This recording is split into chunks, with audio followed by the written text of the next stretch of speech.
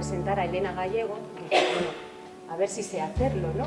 Porque la conoces a nivel de copas, a nivel de lo que has leído de ella, a nivel de amistad, y dices, bueno, digo yo que sabré presentarla, pero de repente te manda su currículum y se te cae la ceja al ordenador, ¿no? Y dices, madre mía, ¿por dónde empiezo?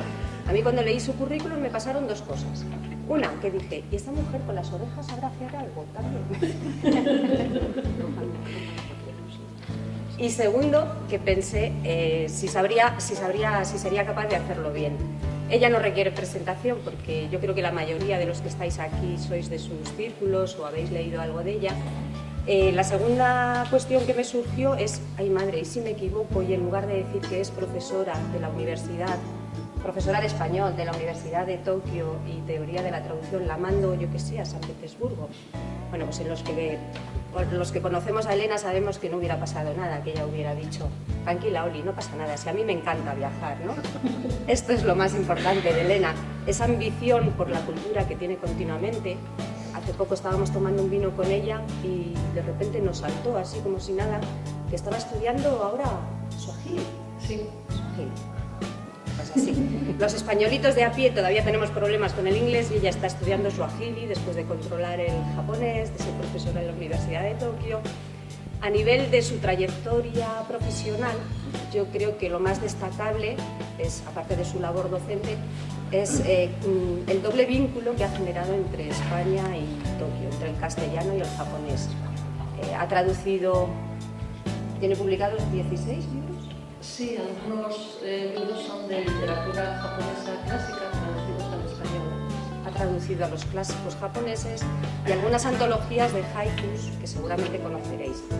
Dentro de poquito creo que se va a lanzar, ¿os ha lanzado ya? No. Se va a lanzar Sí. Haikus de guerra. Haikus de guerra se publicó el otoño pasado y la presentación será el 23 de febrero, están todos ustedes invitados. Así que ya sabéis, otra que no os podéis perder. Y a nivel personal, pues a mí sí que me gustaría destacar esa labor de acercar la cultura japonesa y la literatura japonesa a España. Pero como hoy no nos va a hablar de literatura japonesa, sino de su pasión por las letras, como buena filóloga, de las letras españolas, pues nos va a acercar. Esperemos que seamos capaces todos de dejarnos contagiar de su pasión por Cervantes y especialmente por el Quijote. Así que somos todos tuyos. Hola, muy buenas tardes. Muchas gracias a la Escuela de Escritores de Burgos, a Jesús Pérez, a Oliva Ortega, gracias por su presentación. Gracias por vuestra generosa invitación, por la organización de estas lecturas de Don Quijote en el 400 aniversario y a todos quienes las han hecho posible. Gracias a los responsables del Museo de la Evolución Humana por dar acogida a estas lecturas y a todos ustedes que han depositado en mí la confianza necesaria para venir a escucharme y concederme así su precioso tiempo y atención. Y aprovechando esta oportunidad, quisiera desearles a todos ustedes muy felices Navidades y todo lo mejor para el año 2017. Bueno, pues yo voy a hablar sobre los derechos humanos, la libertad y la autonomía de la mujer y la violencia que ejercemos unos sobre otros, tomando como referencia el famoso discurso de la pastora Marcela, primera parte, capítulo 14. Vamos a ver en primer lugar el contexto en el que suceden los hechos. En el capítulo 11, Don Quijote y Sancho están compartiendo cena con unos cabreros. En esos momentos, Don Quijote confirma una vez su voluntad de, cito textualmente, defender las doncellas, amparar las viudas y socorrer a los huérfanos y menesterosos. Y este diálogo, este monólogo, está en función de los sucesos que seguirán a continuación. En el siguiente capítulo se enteran de la muerte de un pastor estudiante de astrología llamado Grisóstomo y según los presentes, la causante de la muerte es una endiablada moza llamada Marcela. Los amigos de Grisóstomo lamentan profundamente su muerte y siguiendo el deseo del infortunado de reposar eternamente en el lugar donde vio por primera vez a la pastora Marcela, le entierran y tras leer su amigo Ambrosio los últimos versos desesperados de Grisóstomo hacia ella, aparece Marcela en la cima de una peña. todos se enmudecen ante su presencia y su belleza. Enfurecido, Ambrosio le increpa y le recrimina su presencia. ¿Vienes a ver, por ventura, oh fiero basilisco de estas montañas, si con tu presencia vierten sangre las heridas de este miserable a quien tu crueldad quitó la vida? ¿O vienes a ufanarte en las crueles hazañas de tu condición o a ver desde esa altura, como otro despiadado Nerón, el incendio de su abrasada Roma? ¿O a pisar arrogante este desdichado cadáver como la ingrata hija al de su padre Tarquino? Dinos presto a lo que vienes, que es aquello de que más gustas, que por saber yo que los pensamientos de Grisóstomo jamás dejaron de obedecerte en vida, haré que, aún el muerto, te obedezcan los de todos aquellos que se llamaron sus amigos. Imperturbable, Marcela comienza su monólogo, un discurso de autodefensa basado en el amor a la libertad y opuesto a la tiranía del amor mal entendido. No vengo, oh Ambrosio, a ninguna cosa de las que has dicho, sino a volver por mí misma y a dar a entender cuán fuera de razón van todos aquellos que de sus penas y de la muerte de Grisóstomo me culpan. Y así ruego a todos los que aquí estáis, me estéis atentos, que no será menester mucho tiempo ni gastar muchas palabras para persuadir una verdad a los discretos. Hízome el cielo, según vosotros decís, hermosa, y de tal manera que, sin ser poderosos a otra cosa, a que me améis os mueve mi hermosura, y por el amor que me mostráis, decís, y aún queréis, que esté yo obligada a amaros. Yo conozco, con el natural entendimiento que Dios me ha dado, que todo lo hermoso es amable, mas no alcanzo que, por razón de ser amado, esté obligado lo que es amado por hermoso a amar a quien le ama.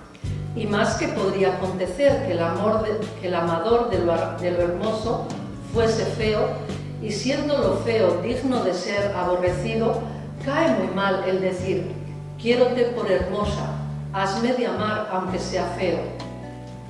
Pero puesto caso que corran igualmente las hermosuras, no por eso han de correr iguales los deseos, que no todas hermosuras enamoran, que algunas alegran la vista y no rinden la voluntad, que si todas las bellezas enamorasen y rindiesen, sería un andar las voluntades confusas y descaminadas, sin saber en cuál habrían de andar, habrían de parar.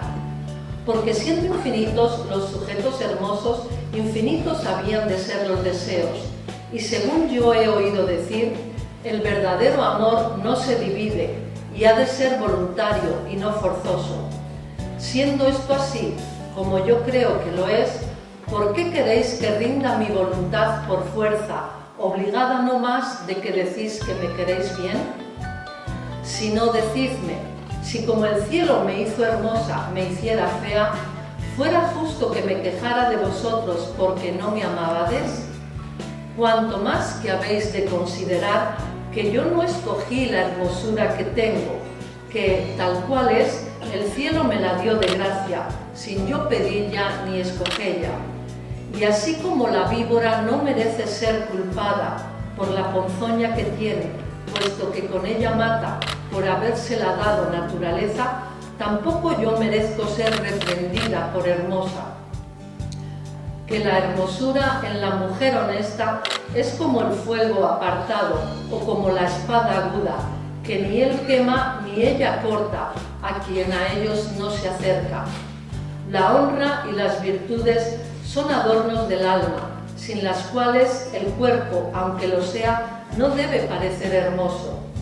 Pues si la honestidad es una de las virtudes que al cuerpo y al alma más adornan y hermosean, ¿por qué la ha de perder la que es amada por hermosa, por corresponder a la intención de aquel que, por solo su gusto, con todas sus fuerzas e industrias, procura que la pierda?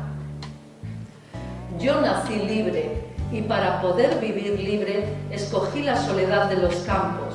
Los árboles de estas montañas son mi compañía, las claras aguas de estos arroyos mis espejos. Con los árboles y con las aguas comunico mi pensamiento y hermosura. Fuego soy apartado y espada puesta lejos.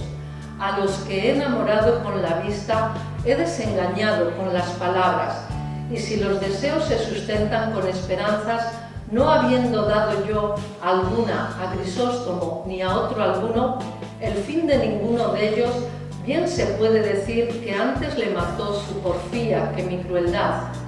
Y si se me hace cargo que eran honestos sus pensamientos y que por esto estaba obligada a corresponder a ellos, digo que, cuando en ese mismo lugar donde ahora se cava su sepultura me descubrió la bondad de su intención, le dije yo que la mía era vivir en perpetua soledad y de que sola la tierra gozase del fruto de mi recogimiento y los despojos de mi hermosura. Y si él, con todo ese desengaño, quiso porfiar contra la esperanza y navegar contra el viento, qué mucho que anegase en la mitad del golfo de su desatino. Si yo le entretuviera, fuera falsa; si le contentara, hiciera contra mi mejor intención y presupuesto. Porfió desengañado, desesperó sin ser aborrecido. Mirad ahora si será razón que de su pena se me dé a mí la culpa. Quéjese el engañado, desespérese aquel a quien le faltaron las prometidas esperanzas. Confíese el que yo llamare, ufánese el que yo admitiere. Pero no me llame cruel ni homicida aquel a quien yo no prometo, engaño ni admito. El cielo aún hasta ahora no ha querido que yo ame por destino, y el pensar que tengo de amar por elección es excusado. Este general desengaño sirva a cada uno de los que me solicitan de su particular provecho, y entiéndase de aquí en adelante que si alguno por mí muriere, no muere de celoso ni desdichado, porque quien a nadie quiere, a ninguno debe dar celos, que los desengaños no se han de tomar en cuenta de desdenes. El que me llama fiera y basilisco, déjeme como cosa perjudicial y mala. El que me llama ingrata no me sirva, el que desconocida no me conozca. Quien cruel no me siga, que esta fiera, este basilisco, esta ingrata, esta cruel y esta desconocida, ni los buscará, servirá, conocerá, ni seguirá en ninguna manera. Que si a Grisóstomo mató su impaciencia y arrojado deseo, ¿por qué se ha de culpar mi honesto proceder y recato? Si yo conservo mi limpieza con la compañía de los árboles, ¿por qué ha de querer que la pierda el que quiere que la tenga con los hombres? Yo, como sabéis, tengo riquezas propias y no codicio las ajenas. Tengo libre condición y no gusto de sujetarme. Ni quiero ni aborrezco a nadie. No engaño a este, ni solicito a aquel, ni burlo con uno, ni me entrego con el otro. La conversación honesta de las zagalas de estas aldeas y el cuidado de mis cabras me entretienen. Tienen mis deseos por término estas montañas, y si de aquí salen, es a contemplar la hermosura del cielo, pasos con que camina el alma a su morada primera. Y en diciendo esto, sin querer oír respuesta alguna, volvió las espaldas y se entró por lo más cerrado de un monte que allí cerca estaba, dejando admirados tanto de su discreción como de su hermosura a todos los que allí estaban. Este discurso, magnífica pieza de oratoria en defensa de los derechos de la mujer, derechos por ende humanos, les dejó a todos de una pieza. Marcela cuenta su historia, justificando su actitud y enfrentándose a quienes la culpan por la muerte de Grisóstomo.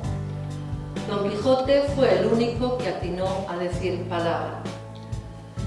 Bien, fijémonos en las palabras que pronuncia a mitad de su discurso. yo nací libre y para poder vivir libre elegí la soledad de los campos. Y más adelante dice, yo, como sabéis, tengo riquezas propias.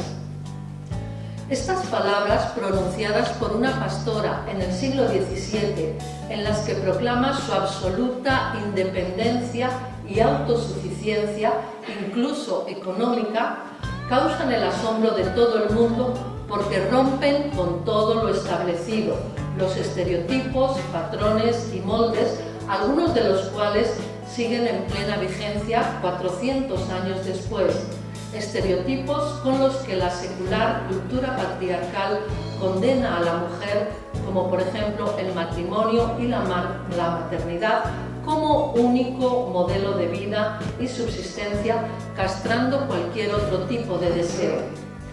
Y estas palabras, yo nací libre, nos recuerdan también al elogio de la libertad que hace Don Quijote en la segunda parte, capítulo 58. La libertad, amigo Sancho, es uno de los más preciosos dones que a los hombres dieron los cielos. Con ella no pueden igualarse los tesoros que encierra la tierra, ni el mar encubre. Por la libertad, así como por la honra, se puede y debe aventurar la vida, y por el contrario, el cautiverio es el mayor mal que puede venir a los hombres. Bien, pues llegados a este punto y viendo la inagotabilidad del discurso de Marcela para plantear todo tipo de temas, podemos hablar sobre las relaciones sentimentales, la igualdad de sexos, la liberación de las mujeres, la violencia de género, el acoso psicológico, moral o sexual, los derechos humanos, etc. Sería interminable, pero yo quisiera centrarme en la violencia verbal, preludio de la violencia física. Fijémonos en las palabras con que increpa Ambrosio, el amigo de Crisóstomo, a Marcela. Contienen una gran violencia verbal, es decir, insultos, fiero basilisco de estas montañas, amenazas y reproches. Sin embargo, Marcela, una mujer valiente, segura y muy dueña de sí misma y de su vida, le rebate y le rebota toda su violenta verborrea con argumentos sólidos, impecablemente expuestos y firmemente fundados. Es decir, Marcela rechaza esa violencia que supone echarle la culpa de la muerte de una persona. Marcela no asume, no se hace cargo de esa violencia ni de la culpa que tan injustamente se le imputa. Y esto es sumamente importante porque en el momento en que aceptamos la violencia verbal, estamos dando la bienvenida a la violencia física, porque la violencia es una espiral que siempre va en aumento. Por otra parte, convendría analizar los conocimientos o ideas preconcebidas que tenemos sobre el amor. El verdadero amor es positivo. Recordemos las palabras de la Biblia, Corintios 1:13, si no tengo amor, de nada me sirve hablar todas las lenguas del mundo. Y si no es positivo, no es amor. Todas esas expresiones tan manidas y consabidas, amar demasiado, morir de amor, locura de amor, etc., a pesar de que gramaticalmente son correctas, son erróneas semánticamente hablando. Y todas esas amenazas, si no me quieres me mato, si no estás conmigo me muero, si me dejas me suicido, lo único que indican es una personalidad desequilibrada, dependiente, amor muy malentendido por uno mismo, absoluta intolerancia a la frustración y un profundo egoísmo, es decir, son un chantaje emocional que encierran gran violencia psicológica y moral que atentan contra la libertad de la persona. Todos estamos sometidos a los rigores del amor y hemos padecido, si no una, varias veces, un amor no correspondido, por activa o por pasiva. Es decir, hemos sido sujetos, agentes o pacientes de dicha situación, bien a nuestro pesar. quien esté libre de esta experiencia que tire la primera bola. Por otra parte, entre todos construimos este mundo, golpe a golpe y verso a verso, y todos contribuimos a la violencia. Cuando reímos chistes que vejan a las mujeres, a las minorías, a otras razas, cuando vemos, sin inmutarnos, publicidad sexista que cosifica a la mujer, la reduce a objeto de consumo, y también cuando vemos un delito, una agresión o una situación anómala y miramos para otro lado. Por dicha razón, desde el momento en que nos incorporamos a este mundo y formamos parte de la humanidad, tenemos una responsabilidad ineludible hacia los demás y hacia sus derechos más básicos, porque callar ante la violencia es otorgar nuestro consentimiento para que se siga produciendo. Y dicha violencia, sea del tipo que sea, está tan enraizada en nuestra vida cotidiana que es muy difícil de erradicar. Por una parte, la tenemos normalizada, está omnipresente a nuestro alrededor en la publicidad, en los cuentos infantiles, en el cine, en los videojuegos, en nuestro trabajo, en los roles que desempeñamos, en los pequeños detalles, en todos los elementos que constituyen nuestra identidad desde que somos pequeños. La mamamos como algo totalmente natural. Asumimos con total naturalidad y normalidad que para insultar a una persona hay que denigrar a su madre cuestionando su decencia. Es decir que, en definitiva y a la postre, un maltratador no se hace de la noche a la mañana, sino que se va gestando desde su más tierna infancia. Le moldeamos entre todos con el suma y sigue de estos pequeños detalles, y finalmente dichas imágenes determinan nuestra cosmovisión de la sociedad y el papel que en ella representamos. Por otra parte, la violencia es como la energía, ni se crea ni se destruye, siempre existe y solo se transforma. Es decir, varía de forma y de métodos según las épocas, por lo cual hay que estar muy atentos para detectarla. Por ejemplo, las diferencias salariales entre hombres y mujeres ante un mismo trabajo son violencia económica, van contra los derechos humanos y contra el artículo 1 y artículo 14 de la Constitución española, y sin embargo ahí están, inamovibles. Según la teoría del triángulo de la violencia, del científico noruego Johan Galtung, precursor de los estudios de la cultura de paz, es decir, la irenología. Irene, como todos sabemos, significa paz en griego, por tanto, la irenología es la ciencia que estudia la paz, la cultura de paz.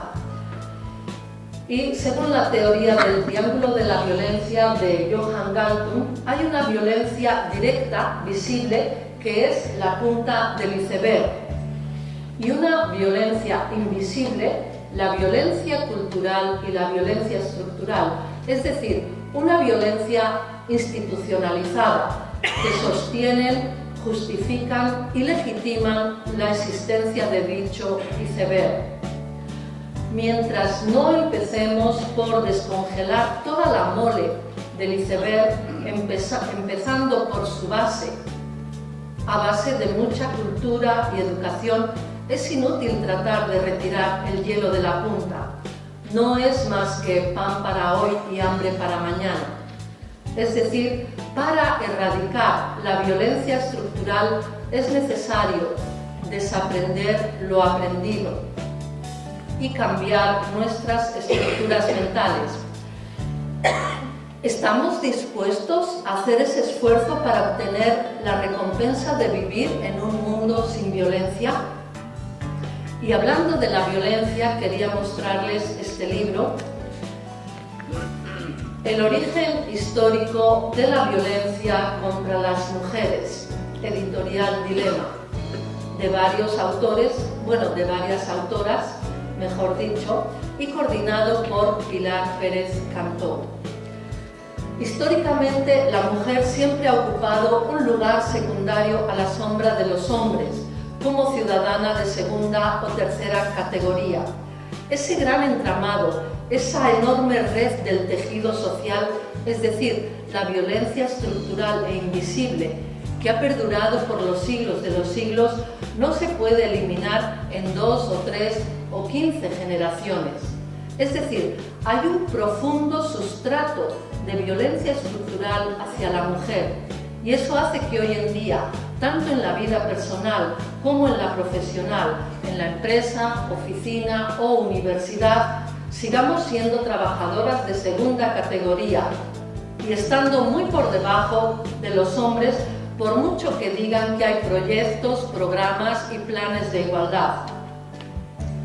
De aquellos lodos, estos barros. Por otra parte, ¿quién no se ha visto sometido alguna vez en su vida a cierta violencia, presión o acoso, ya sea hombre o mujer, ya sea de forma burda o sutil, ya sea en la vida personal o profesional? ¿Quién no se ha visto en la complicada y delicada tesitura de tener que elegir entre defender a los débiles e indefensos o asentir con su silencio y formar parte de la mayoría agresora? ¿Y por qué acosamos, violentamos y hacemos la vida imposible a quienes son diferentes? Porque todos tenemos espíritu de tribu, el poder del lobo se lo da la manada, y nos molestan los diferentes, porque poseen aquello de lo que nosotros carecemos. Marcela es diferente, porque ella es feliz sola y libre, no necesita casarse para ser mantenida, y a algunos hombres les indigna profundamente la independencia y la consiguiente libertad de elección de las mujeres. ¿Y quién no se ha visto forzado o semiobligado a hacer algo que le chirría y que no acaba de encajar con su sentido de la ética o sus principios morales? Quien esté libre de esta experiencia, que tire la primera bola. Creo que saber rechazar esa violencia, esa situación violenta en la que nos colocan los demás en contra de nuestra voluntad, es la verdadera libertad, según las palabras de Cervantes en su famoso Elogio de la Libertad, segunda parte, capítulo 58. Sin embargo, resulta extremadamente difícil oponerse a dicha violencia porque, como he explicado anteriormente, está profundamente enraizada y naturalizada, y encarar las sutiles o directas agresiones cotidianas exige cuestionar, negar, nadar a contracorriente, enfrentarse una y otra vez a todo lo establecido, el sistema en el que vivimos, un sistema que se regodea en conductas machistas, misóginas, racistas, homofóbicas, etc. Cuestionar estas conductas implica reconocer que estamos haciendo algo mal como sociedad y no estamos dispuestos a aceptar ese nivel de autocrítica. Es mucho más cómodo mirar para otro lado, levantar la alfombra y esconder debajo los abusos cotidianos que se van acumulando hasta que algunas víctimas, hastiadas de tanto abuso, se atreven a dar el paso y denunciar los hechos, denuncias que no sobrepasan el 20% y que representan la punta del iceberg. Como hace Marcela, saber decir no a la violencia es una de las formas más auténticas de libertad. Pero para conseguir esa libertad de pensamiento es necesario invertir en valores humanos, ética, moralidad, solidaridad, justicia y empatía, desaprender todo lo aprendido erróneamente, invertir en cultura, formar y educar correctamente a toda la sociedad y en especial a las jóvenes generaciones, porque la cultura es el principio del fin de la violencia. Solo la cultura, únicamente la cultura, tan denostada y despreciada hoy día, puede salvarnos. El primer paso para erradicar la violencia es decir no. e implicarnos todos y cada uno de nosotros como individuos y como sociedad. No con mi firma, no con mi nombre, no con mi risa, no ante mi mirada, no con mi silencio cómplice. Como decía el gran poeta uruguayo Eduardo Galeano, fallecido el año pasado, ojalá podamos ser desobedientes cada vez que recibimos órdenes que humillan nuestra conciencia o violan nuestro sentido común. Libres son quienes crean, no quienes copian, no quienes plagian, añado yo. Y libres son quienes piensan, no quienes obedecen. Enseñar es enseñar a dudar. Muchas gracias, Marcela, por todo lo que nos has enseñado 400 años después con tu discurso. Aún tenemos mucho que aprender.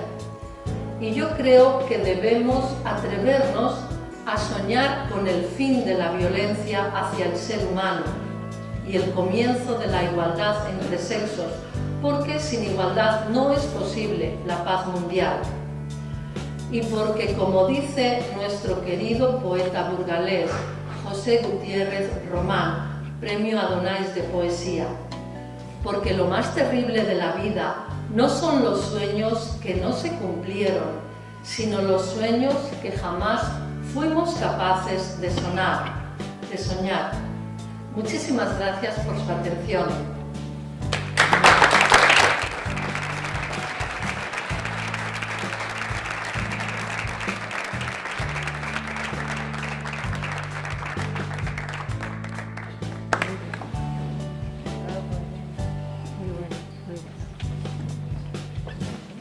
Bueno, se me ha olvidado incluir en la presentación, al final he decidido no decirlo porque me temía que se iba a notar, y es que para mí Elena a nivel personal es una persona muy comprometida con las injusticias sociales, con las desigualdades, que hay una época en la que un montón de gente que huye de la guerra busca refugio en algún rincón del planeta, pues va Elena y se rapa la cabeza y aparece en todas las redes sociales con la cabeza rapada. Creía que no hacía falta contar todo esto de Elena como persona, porque mucho me temía que se iba a ver.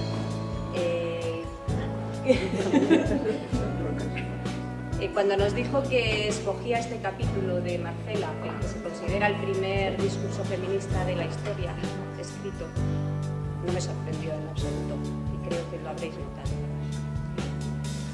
No sé si tenéis preguntas para hacerle o queréis comentar algo de este capítulo. Yo quería preguntarte, Elena, ¿has trazado o sabes de dónde viene esta teoría sobre la libertad de Cervantes? Porque digamos que su libro lo compuso utilizando todas las fuentes clásicas, sobre todo en cuanto a pensamiento, ¿no? Digamos que su parte más creativa está en la creación de los dos personajes increíbles que son Don Quijote y Sancho, ¿no? Entonces, eso, no sé, por preguntarte sobre ese particular, sí que lo... Pues yo creo que una de las grandes virtudes de Cervantes, de Don Quijote, es el saber esperar. Porque Cervantes escribió Don Quijote pasados los 50 años, cuando ya llevaba mucha vida vivida, mucha trayectoria, y eso es algo muy, muy importante, porque pues a los 20 años, 30 años, tenemos mucha ilusión, muchas ganas de hacer cosas, pero a veces nos falta la experiencia de la vida. Y cuando escribió Don Quijote, él estaba preso. Y además estuvo preso varias veces en su vida, por lo cual yo creo que tuvo mucho tiempo para reflexionar lo que es la libertad, el cautiverio. Entonces, en su teoría de la libertad dice que lo peor que le puede pasar al ser humano es estar cautivo, ¿no? Yo creo que ahí no solo se refiere a estar cautivo físicamente, sino estar cautivo también de otra forma, un poco más abstracta, que debiéndose a alguien, es decir, muchas veces hay todo un entramado social, ¿no?, que hace que seamos esclavos de las convenciones, de lo establecido, de una serie de, digamos, pertenencias o el entramado social que todo lo rige, ¿no? Entonces, quien no se debe a nadie, quien es autosuficiente, no tiene por qué estar sometido a nadie, ni tiene por qué doblegarse a nadie. Es decir, Cervantes, por encima de todo, da mucha importancia a la ética, a la moralidad, la justicia, y eso es algo verdaderamente muy admirable. Y bueno, el elogio de la libertad en Don Quijote pues es uno de los capítulos más maravillosos. Sí. Con tu permiso, y haciendo alusión a lo que acabas de decir, que el Quijote ya empezó a reescribirse un poco avanzada en edad, pues hice un viaje por La Mancha, a Castilla de Alba, Toboso, Puerto Lápice, y salí entusiasmado, muy ilusionado, muy embebido del espíritu quijotesco. Y tal es así que me recreé unas letanías quijotescas, que si tenéis a bien os las puedo recitar. Adelante. Sí, sería un placer y os puedo honrar. Dice así: ay, Cervantes, Cervantes, pero hombre, ¿por qué no viniste 15 años antes? ¿Fue la cueva de Medrano quien te tuvo encerrado? Que a los molinos de viento quiere derribar, pensando que eran gigantes que le querían matar. El de los sabios consejos, el que jale a leccionar, el de la triste figura, el que no da un paso atrás. Caballero errante de los caballeros, noble peregrino, tú que santificaste todos los caminos, contra la certeza y contra la conciencia, contra la mentira y contra la ciencia. Buscando va su señora en todo su batallar, desde las cuevas profundas hasta las inmensidades del mar. Muy bien puede Dulcinea, doncella, rolliza y sana, preciarse que ha rendido en sus pies a la fiera más brava. Sancho bueno, Sancho entero, Sancho regio, pones pecho a los hechos, Sancho de santa paciencia, en un momento nos das el pan, el vino y el queso.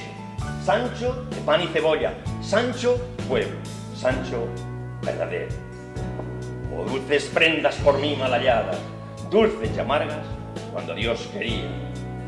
Rey de los ideados, señor de los tristes, que con la lanza y la larga todo lo embistes. Ruega por nosotros, piadoso, orgulloso, puro, celeste, ambicioso, animoso. El cura, el ventero, el sacerdote, el barbero, le enseñaron el sendero, pero el Toboso y Montesino se cruzaron en su destino. Y han sido tantas sus desventuras que llegado al final vuelve a tener la cordura para luego acabar. Duerme, Quijano, duerme y sueña para ser sempiterno, y a fe que lo conseguís. Imaginaba para soñar, soñaba para imaginar, fantaseaba para vivir, vivía para fantasear. Amén. Que es como acaba la novela, que significa amén, así sea, y así os lo he dicho.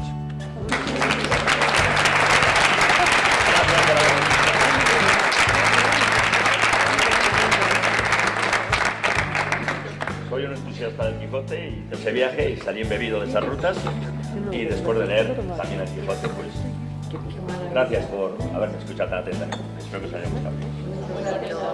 Nada, gracias. Soy Román.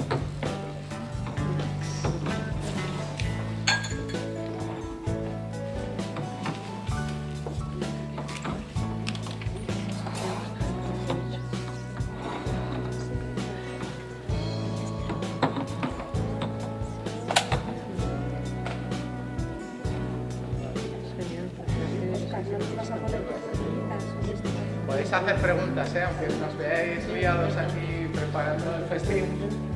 Elena seguro que está encantada de poder responder.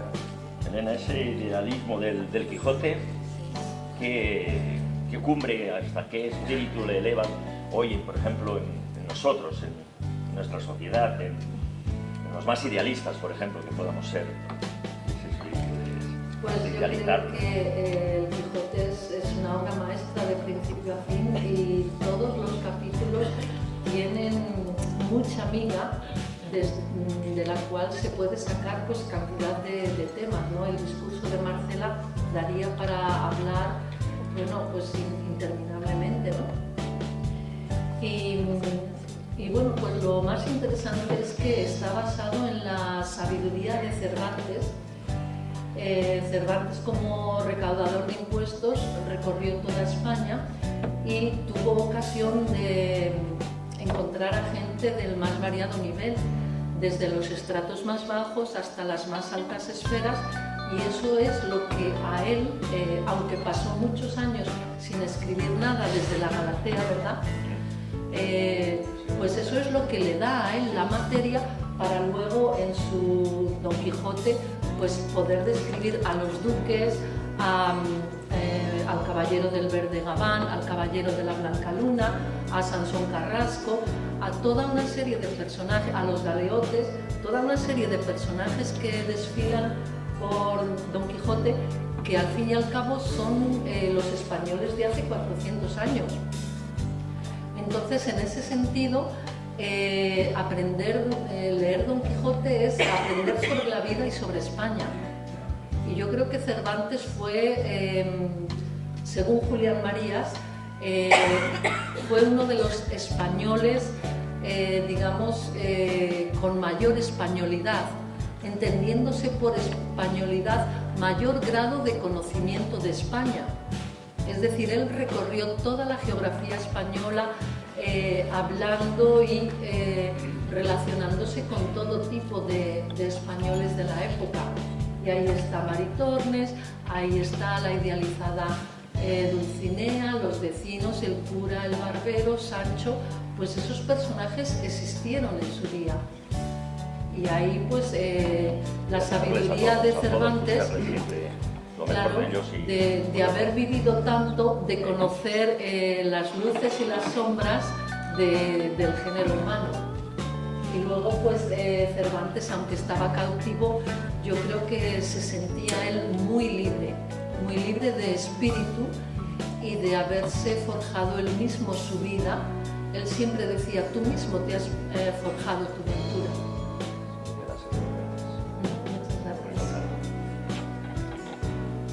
Hacía tiempo que no veía y que no expresaba el discurso de Marcela. Claro, llama la atención lo moderno que es en muchas cuestiones y lo bien escrito que está, por supuesto. Eso siempre cuando uno escucha a Cervantes hay como algo muy alegre en su prosa, esa forma de escribir, esa forma de contar las palabras.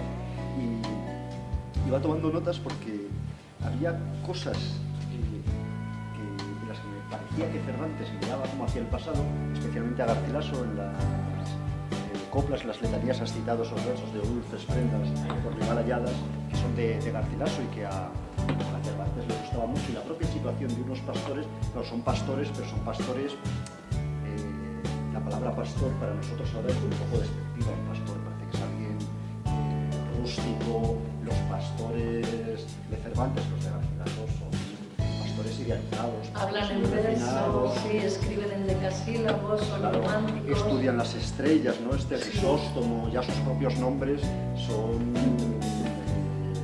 Crisóstomo, que es de donde viene Crisóstomo, pues es alguien elocuente, alguien que habla bien. Pero claro, también esa situación tan garcilasiana de unos pastores que están lamentándose por sus amores, Garcilaso lo convierte Cervantes lo convierte en algo muy diferente. El discurso de Marcela, ahí, partiendo de esa situación un poco a lo de Garcilaso, de penas de amor y sus pastores, de los pastores. Aquí no es tan dulce porque, claro, la pobre Marcela está amenazada por los amigos de Crisóstomo. Y claro, ahí me recordaba a las mujeres de Lope, ¿no? Lope de Vega y luego Calderón, sus obras de teatro, y Lope era contemporáneo de Cervantes, ya es un tipo de mujer diferente, más activa, más valiente, como es Marcela, que va a dar explicaciones y que dice cosas que son muy modernas, no solo libre nací y todo eso, sino hízome el cielo según vos decís hermosa. O sea, la belleza es algo que vosotros me atribuís a mí, pero que ella no da ningún mérito. Ese gran valor de la mujer es adorable porque es bella, y dice, bueno, es que eso es una competición, es algo que vosotros decís, a lo que yo no le doy ninguna importancia. Yo doy importancia a mi autonomía, a mi libertad. Y aquí hay algo muy moderno que yo creo que viene también de Garcilaso, y que estoy hablando mucho. No. Es que son muy modernos. Me acordaba del cuadro de Tiziano del amor sagrado y el amor profano.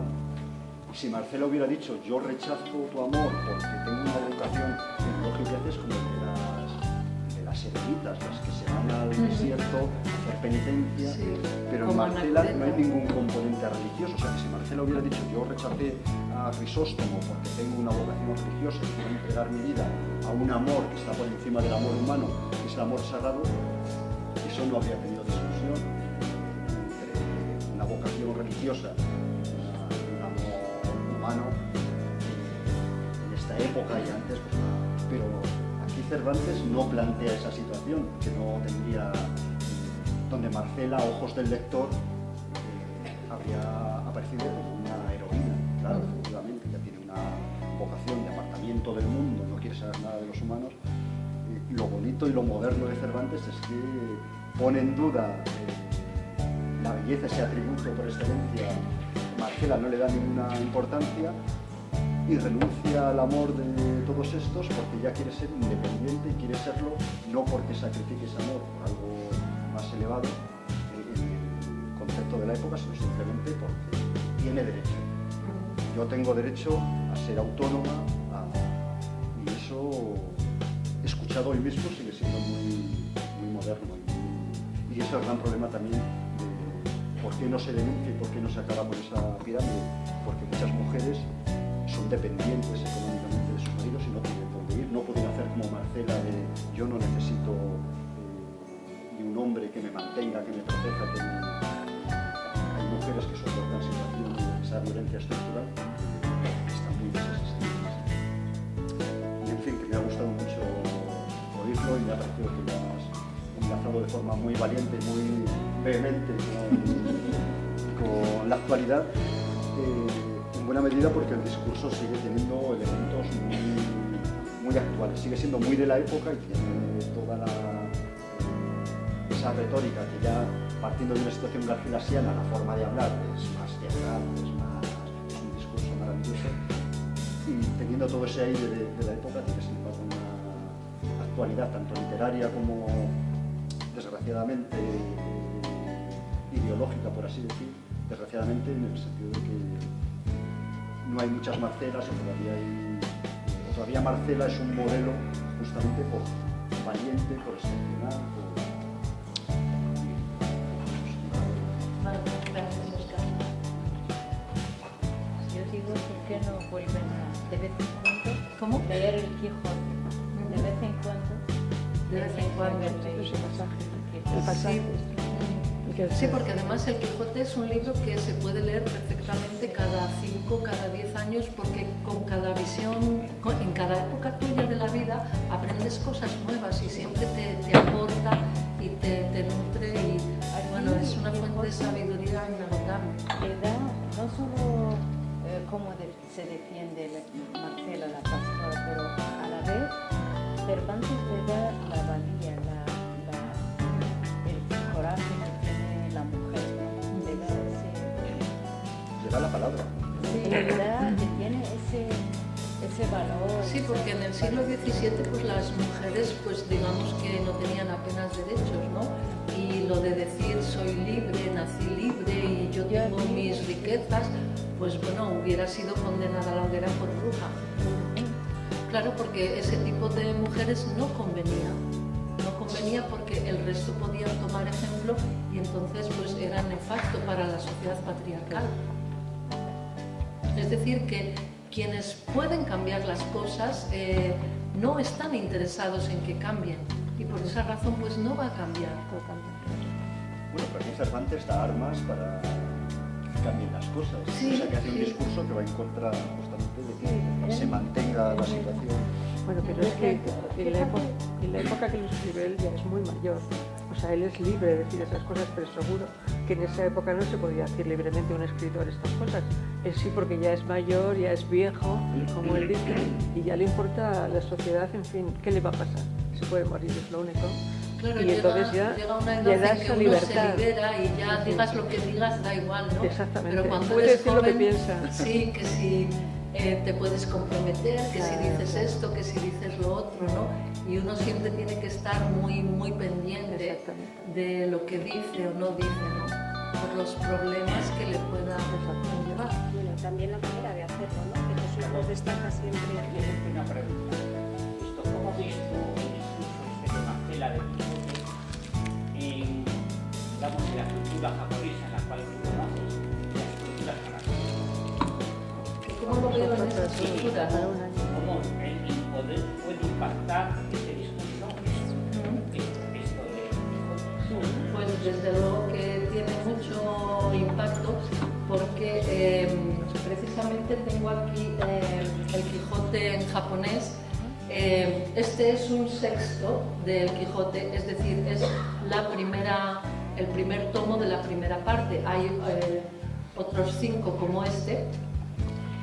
Y bueno, yo quería sí destacar que es una obra muy apreciada en Japón hasta el punto de que ha habido 120 traducciones en los últimos 100 años.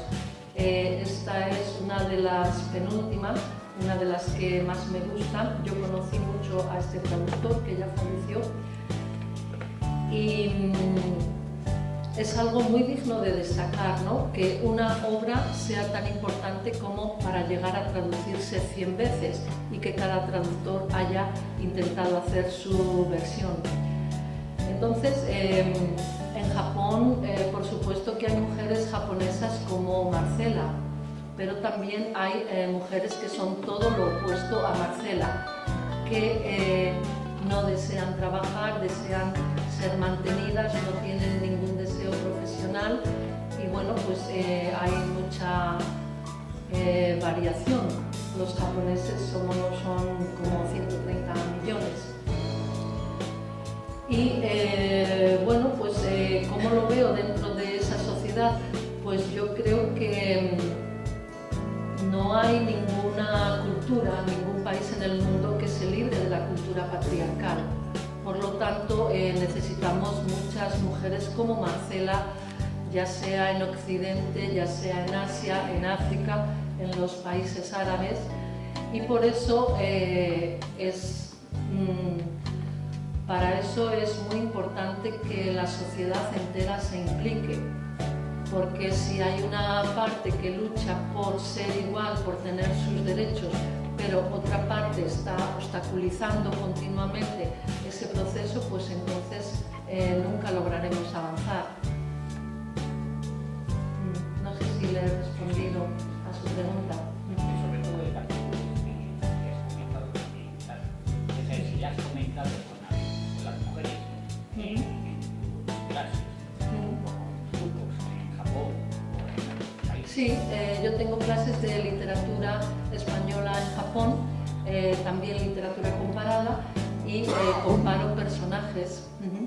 Entonces, por ejemplo, pues leemos el Quijote, leemos algunos fragmentos como la pastora Marcela, luego también pues Fuenteovejuna, el alcalde de Zalamea, también leemos el discurso de la hija del alcalde, cuando dice mátame para que no se vea manchada tu honra, ¿no? O cásame con el que me violó, ¿no? Ese tipo de discursos pues realmente hoy día son impresionantes. Entonces, conociendo nuestra historia, nuestro pasado, pues podemos conocer el punto en el que nos hallamos y tratar de buscar las soluciones para conseguir una sociedad más igualitaria, en la que no haya violencia.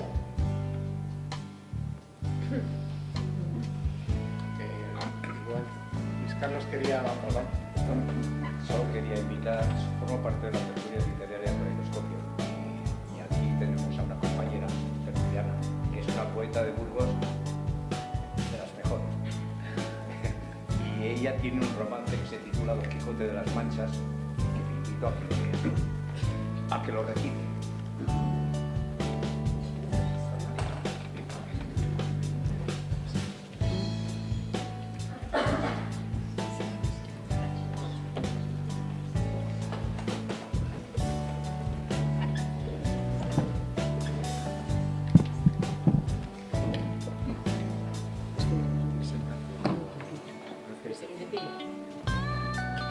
Es un Quijote para beber champán. Si no, no pega. Es un Quijote de champán.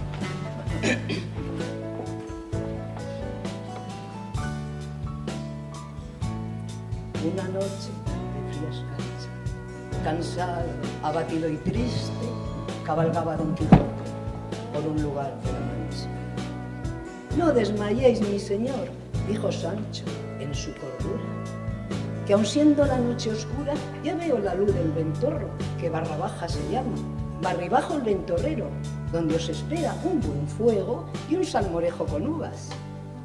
Recuerdo que tiene una hija, tan esbelta de cintura, tan finolis y aseada, que barbipija la cantan los mozos cantamañanas.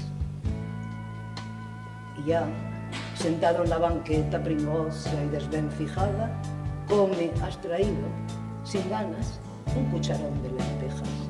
Mas en viendo la barbipija por el escote las bragas, sus penurias le parecen agua verde de borrajas. Y voto a tales que ya no estoy de fe.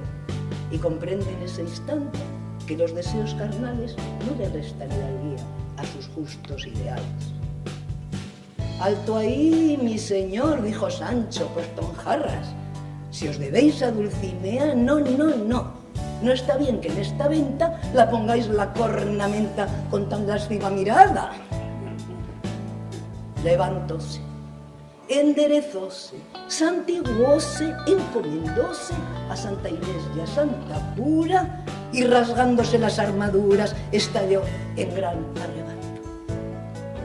Antes que despunte el alba, antes de que el gallo cante, partiré a Mansilla para decirle a Cervantes que me tiemblan las rodillas, que me duelen los riñones de engancharme los calzones en las espinosas zarzas, y que estoy hasta los cojones de ser caballero andante y de mi triste figura. Y si no marca ya la hora de entregarme a mi señora en su cama o en mi cama, y presto me da la llave de su candado de plata, ya mismo me tiro al monte y le obligo a cambiar mi nombre por Quijote de las Manchas, el figura.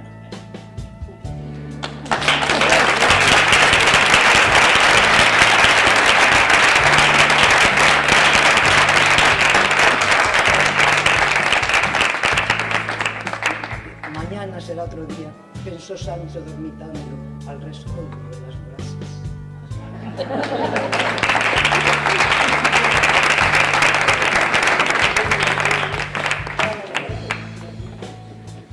Bueno, ¿alguna pregunta más? Venga, tú quieres estar luchar ahora por los derechos y tal. ¿Qué opinas de cierta televisión en la que pone a las mujeres de florero y que se muestran y que se exponen y que nadie las pone una pistola en el cuello en el pecho? ¿Una pistola en el pecho? Sí, para que se muestren de una manera bastante inmoral y que estén expuestas a todo?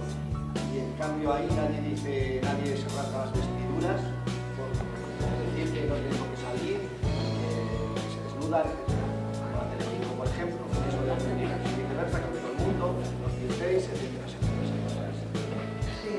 Ahí nadie las pone una pistola en el pecho para exponerse, mostrarse, desnudarse, etcétera.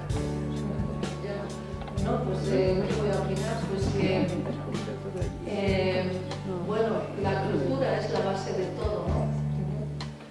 Entonces, bueno, cuando no hay cultura, cuando no hay educación, pues bueno, tenemos una televisión en consonancia, con personajes que tampoco tienen ni cultura ni educación.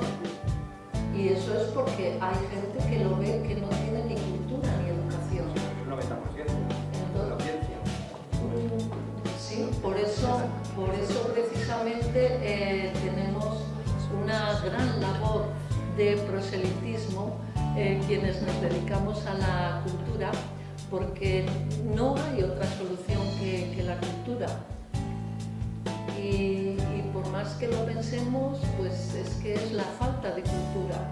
Cuando hay algún problema, cuando hay crisis, siempre se recorta en cultura, cuando debería ser precisamente lo contrario, ¿no?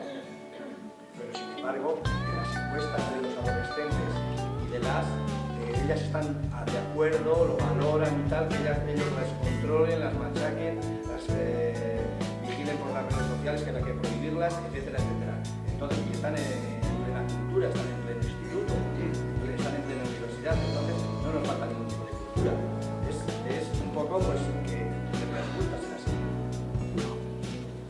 Bueno, pero es que lo que llamamos cultura también se ha trivializado mucho. Sí, es decir, hoy en día cualquier cosa nos parece cultura y muchas veces pues no sé, el hecho de ir al instituto o a la universidad tampoco implica que seas culto. Es decir, hay mucha incultura, perdónenme, incluso dentro de la universidad. Yo soy profesora de universidad desde hace 30 años y muy a menudo recuerdo las palabras de Don Quijote: cosas veredes, Sancho, que no creyeres. Porque yo, por ejemplo, pues recomiendo libros a mis estudiantes, ¿no? Y me dicen, pero, oiga, profesora, es que este libro solo tiene letras. Ya, claro, es que es un libro. Sí. Entonces, pues estamos en una cultura, digamos, que valora la imagen, que no valora el leer. Leer es importantísimo porque a través de las letras vamos formando nuestro imaginario, vamos formándonos una cultura, vamos viendo cómo son las personas, cómo es la vida, cómo es el mundo a través de las letras. Y muchas veces cuando vemos una imagen no pensamos, no tenemos que desarrollar nada porque ya nos viene explicado todo en la imagen. Entonces no pensamos, y pensar sobre todo es dudar. Entonces pues muchas veces el que uno vaya a un instituto o a una universidad y estudie una carrera, pues sí, le puede servir pues, para el mundo actual de los negocios, pero por ejemplo se han dejado de estudiar las asignaturas de humanidades, ya no se estudia latín, ya no se estudia griego, quieren quitar las carreras de humanidades, carreras de letras, entonces nos están dejando huérfanos de cultura y hacia ese mundo caminamos. Y eso, por ejemplo, las adolescentes que se dejan manipular o quieren ser controladas, pues son una muestra de esa falta de cultura y esa falta de valores humanos que es lo que nos proporciona la lectura. Tampoco estoy de acuerdo en que las mujeres ganan menos hoy en día, porque en todas las empresas hay convenios, toda empresa tiene su convenio y no pagan ni una peseta menos que a los hombres. Otra cosa es la economía sumergida. Eso es ya una cosa muy manida, el discurso ese de decir que ganan. Sí, no, yo es que no me refería a España. Pero de todas maneras creo que estás equivocado, porque las encuestas, una cosa es el convenio, pero hay techos de La cristal. economía sumergida. No. Dentro de una empresa, una persona puede dejar cobrar en función de la categoría o de la misma categoría, para eso están los convenios. Sí, pero ¿qué es lo que ocurre? Hay más empresarios que lo pueden decir. Pero una de las cosas que ocurren, y eso lo dicen los estudios y los estudios que hay sobre niveles salariales, es que las mujeres no llegan a los puestos más altos o llegan en un porcentaje mucho menos. Pero eso no quiere decir que las paguen menos.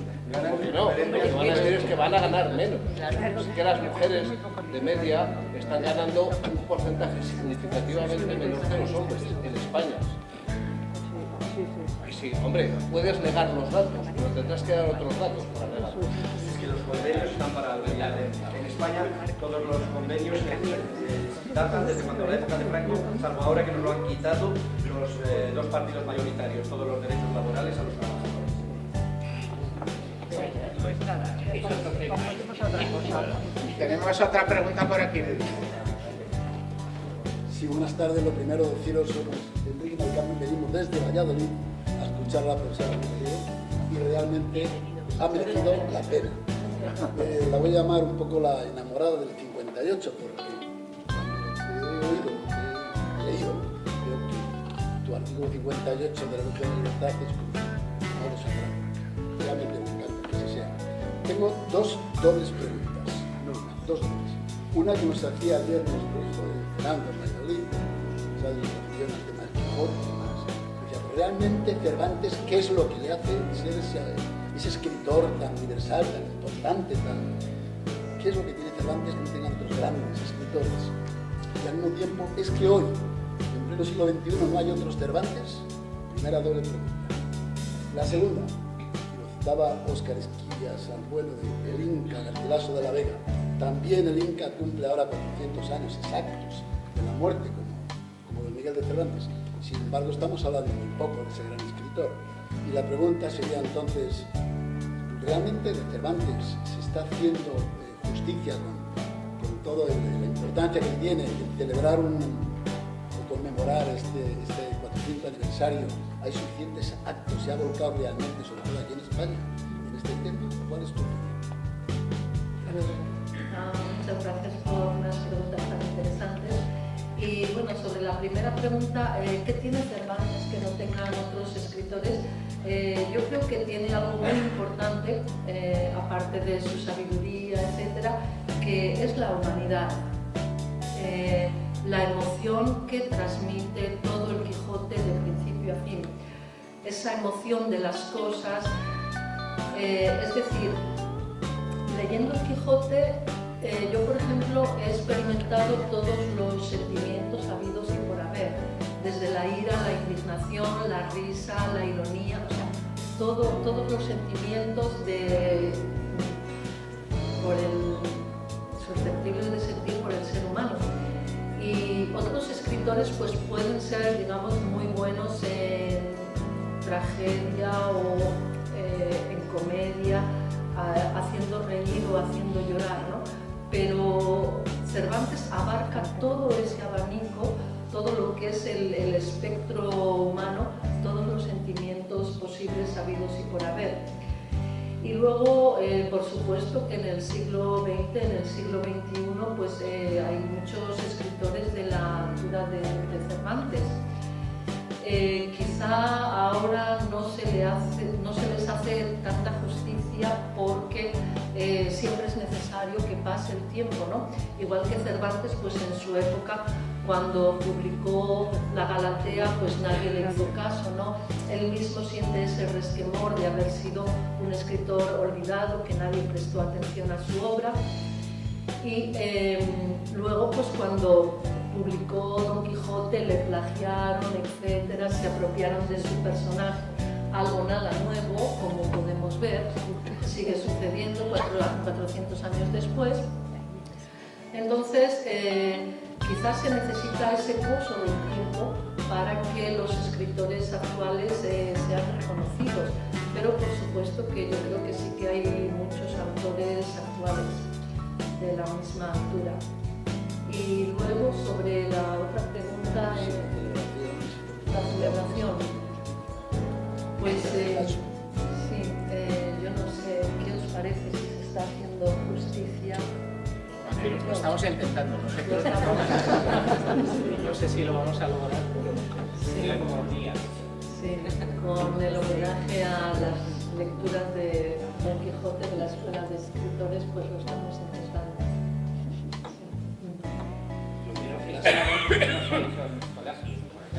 ¿Cómo? Que los colegios no se ha hecho. Yo creo que los colegios que han leído de nuevo el Quijote, esa lectura, no digamos continua, sino vamos a ver cada semana un capítulo dirigido por un profesor.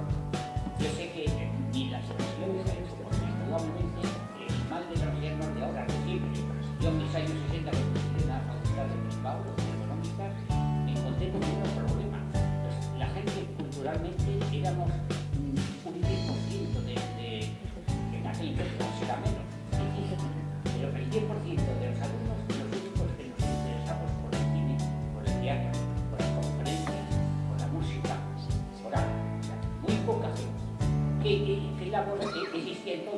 Yo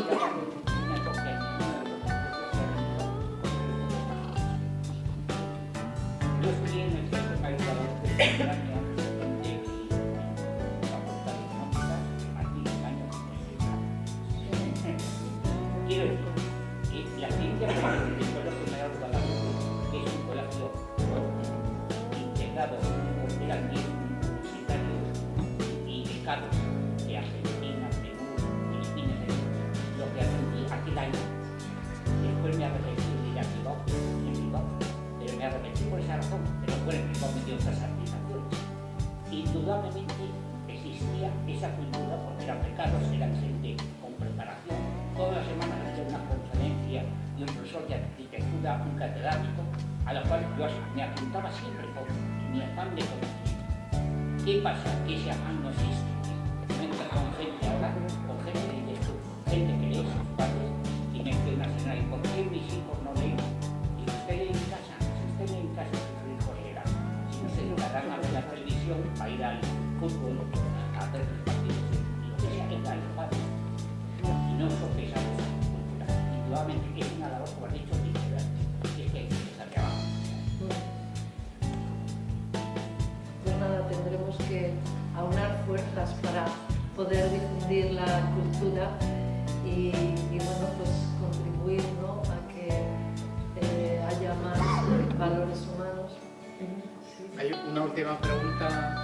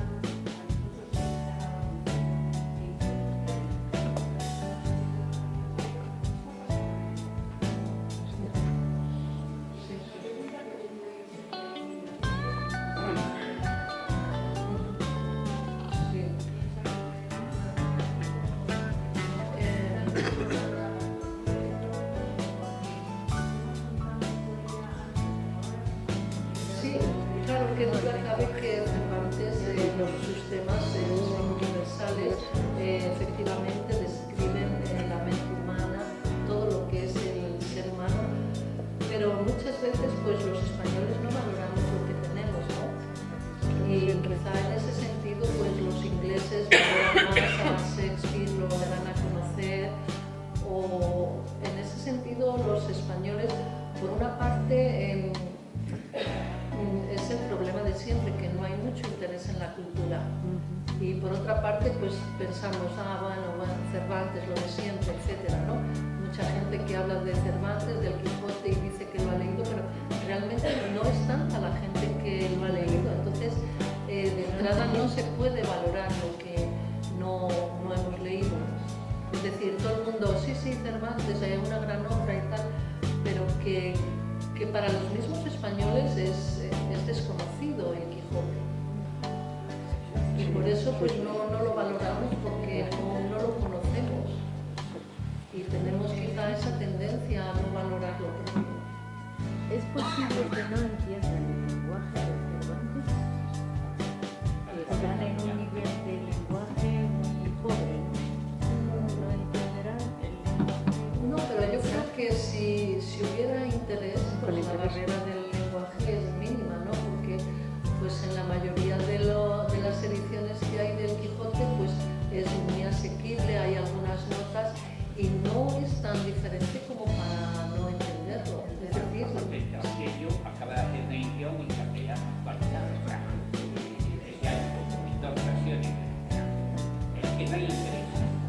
interés.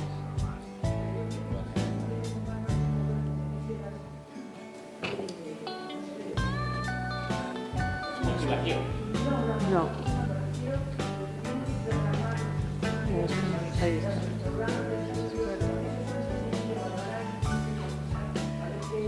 Sí, es que eso sería lo deseable, pero sí, pero muchas veces quienes manejan la cultura, quienes están al frente de instituciones, son quienes menos interesados están por la cultura. Bueno, me parece que vamos a tener que poner fin, a pesar de que es muy interesante, seguro que nos quedamos con preguntas, pero bueno, el tiempo se acaba, los que trabajan aquí tienen que cumplir sus horarios, así que nada, lo que he dicho antes, muchas gracias por venir, muchísimas gracias sobre todo Elena, un placer escucharte, también preparado. Ha traído Álvaro unos marcapáginas y también ha traído algunos libros del último que ha editado y ha traducido Elena, que es el que todavía no se ha presentado, pero que se presentará, está aquí por si alguien tiene interés. Y nada, la siguiente sesión será el 20 de enero, en el que acabaremos el ciclo de lecturas del Quijote con Pedro Ojeda. Así que os emplazamos hasta entonces, que paséis buenas Navidades y sanas sobre todo.